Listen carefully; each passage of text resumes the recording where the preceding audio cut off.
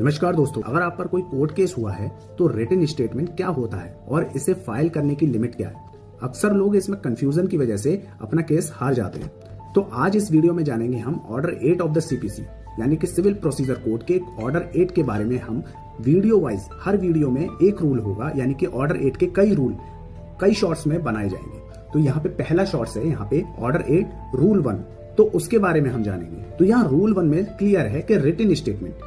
अब ये written statement क्या होता है, तो चलिए उसको जानते हैं। सबसे पहले रिटन स्टेटमेंट का मतलब है आपका अपना साइड, यानी कि आपका डिफेंस जो आप कोर्ट के सामने रखते हैं। सिविल प्रोसीजर कोड यानी कि सीपीसी के मुताबिक जब आपको कोर्ट का सम्मन मिलता है तो आपको 30 दिन के अंदर अपना रिटन स्टेटमेंट फाइल करना होता है। लेकिन अगर किसी वजह से आप 30 दिन में फाइल नहीं कर पाए तो कोर्ट आपको थोड़ा और वक्त दे सकती है। इसके लिए कोर्ट आपसे कारण यानी कि रीजन लिखित में मांगेगी या फिर आप पर कॉस्ट यानी कि जुर्माना लगा सकती है। अब यहाँ पे सबसे जरूरी बात है कि एक्स्ट्रा टाइम, यानी कि ये एक्स्ट्रा टाइम मिलकर भी टोटल वक्त 120 दिन से ज्यादा नहीं हो सकते। यानी कि जिस दिन से आपको सम्मन मिला उसके 120 दिन बाद अगर आपने रिटन स्टेटमेंट फाइल नहीं किया है तो आपका राइट टू फाइल यानी कि फाइल करने का हक हमेशा के लिए खत्म हो जाएगा। कोर्ट उसके बाद आपका रिटन स्टेटमेंट रिकॉर्ड पर नहीं लेगी, यानी कि उसको एक्सेप्ट नहीं करेगी। अब यहाँ लीगल लैंग्वेज में आसान भाषा में समझिए, यानी कि 30 दिन तो आपको अपना रिप्लाई फाइल करने यानी कि रिटन स्टेटमेंट फाइल करने के लिए दिए गए।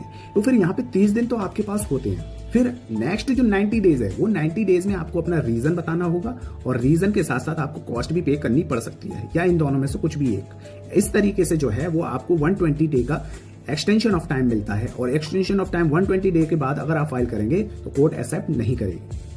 तो ये था ऑर्डर 8 रूल 1 के बारे में। अब अगली वीडियो में जानेंगे हम रूल 2 के बारे में। तो वीडियो पसंद आया हो तो इसे लाइक करें, शेयर करें और सब्सक्राइब करें। लीगल अवेयरनेस के लिए हमें फॉलो करें, सब्सक्राइब करें और मिलते हैं अगले वीडियो में। तब तक के लिए जय हिंद, जय भारत।